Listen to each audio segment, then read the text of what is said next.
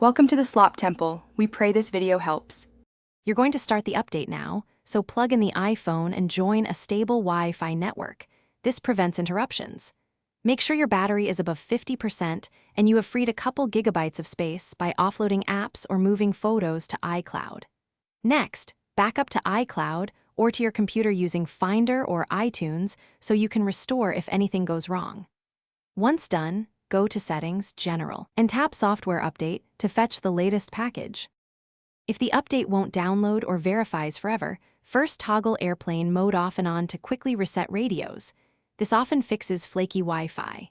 If that fails, restart your iPhone by holding the side button and a volume button until the power slider appears, then power back on to clear transient software locks. For stuck or corrupted downloads, open Settings, General, iPhone Storage, find the iOS update and delete it. This forces a fresh download and avoids. Now install the update while the iPhone is charging and connected to Wi-Fi so it won't pause or drain. Follow the on-screen prompts and allow the device to restart. If installation fails repeatedly, connect to your Mac or PC and use Finder or iTunes to download and install the firmware directly, which bypasses some OTA issues.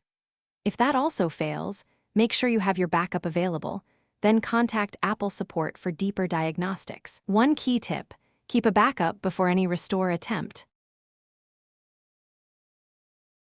Thanks for watching. Consider subscribing if we helped you.